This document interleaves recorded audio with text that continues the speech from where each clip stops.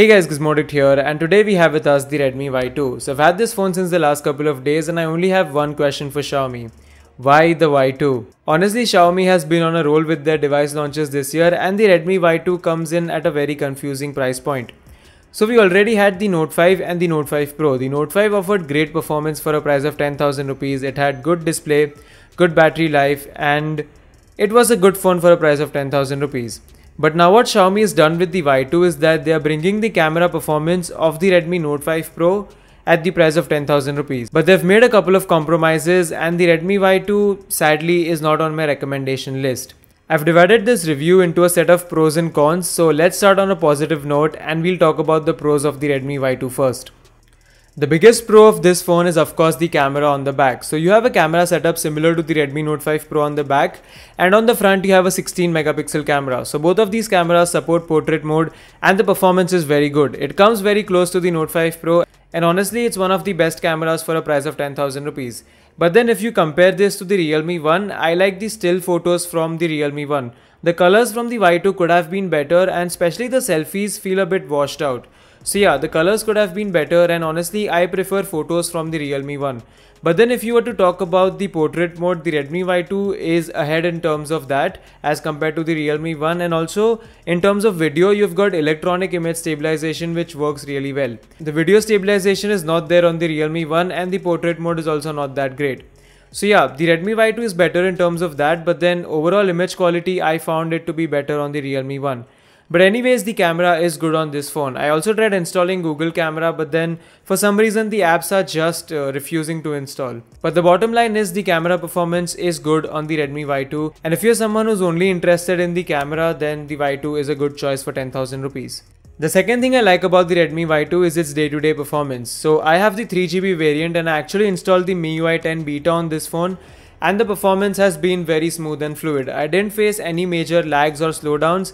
And I don't know if it was MIUI 10 or the 720p display on this phone, but the performance and the experience has been very fluid.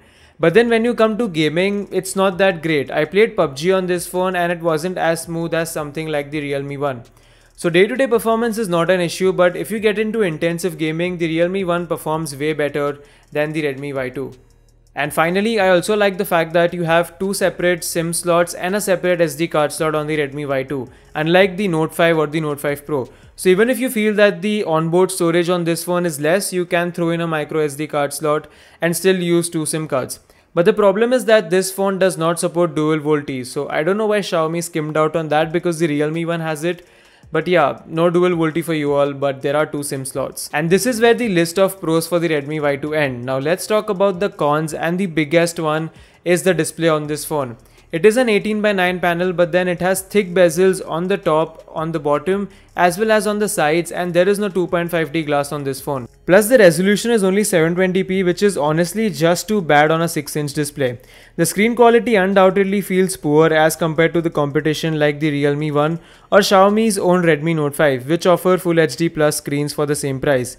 The display is just something that I couldn't come to terms with on the Redmi Y2, and it's something that a lot of people would not like. So yeah, I don't know why Xiaomi did this, but they should have gone with a higher resolution display.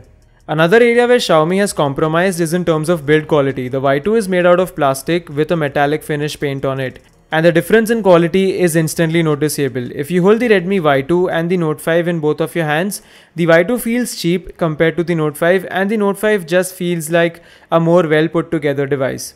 And lastly, one more area where Xiaomi skimmed out was in terms of battery life. This phone has a 3080 mAh of battery, which is 1000 mAh less than the Redmi Note 5. So yeah, even though it has a 720p display, the battery performance is not as great as the Redmi Note 5. It did get me through a full day and I didn't have to put this phone on the charger throughout the day, but then still, I do feel that the Note 5 would have gotten a bit more than the Redmi Y2. The battery life is not bad on this phone, it can easily get you through a day, but I do feel that the Note 5 would have done better. So yeah, if Xiaomi would have given this phone a 4000 mAh of battery, then it would have been terrific in terms of battery life considering it only has a 720p display. But on the flip side, this phone only takes 1.5 hours to charge, so that's great.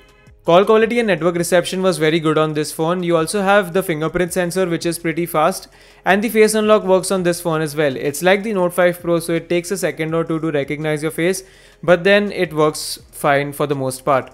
And finally, the audio via the headphone jack was not very loud. I felt that the Realme one did a better job here. So yeah, overall if you were to ask me, I wouldn't really recommend the Redmi Y2. Especially the 64GB variant of this phone at a price of 13,000 rupees is a no-go. If you have a budget of 10,000 rupees, you can actually go buy the Realme one because it offers better performance in gaming. It offers better camera performance except the portrait mode, and you also get that full HD plus display. So yeah, you can go with the Realme one if you have a budget of 10,000 rupees. And even Xiaomi has the Redmi Note 5, which offers you a larger battery, a better display and a metallic build quality. And if you're willing to install Google Camera on the Redmi Note 5, the camera performance is actually better than the Redmi Y2. So unless you're really keen on that camera setup and you don't want to buy the Realme one, then only I can recommend the Redmi Y2. But then honestly, if I were to buy a phone for a price of 10,000 rupees, I would definitely go with the Realme one. You've got the 3GB variant for 9,000 rupees and the 4GB variant for 11,000 rupees, and they make a lot more sense than the Redmi Y2. I know some of the Xiaomi fans might get mad at me for this review, but these were my honest opinions about the Redmi Y2. I hope you guys enjoyed my take on the Redmi Y2. I've been trying to improve the lighting performance here, so if the video has improved, then please let me know in the comments. As always, if you guys like seeing me in front of the camera, then please hit that like button, and also if you're new here, then hit that red subscribe button and press the bell icon to join the notification squad. You can also follow me on my Facebook, Twitter and Instagram pages because I do post quite a few behind the scenes updates there. Anyways, that's all for now. Thanks for watching and I'll be back in the notifications very soon. Bye.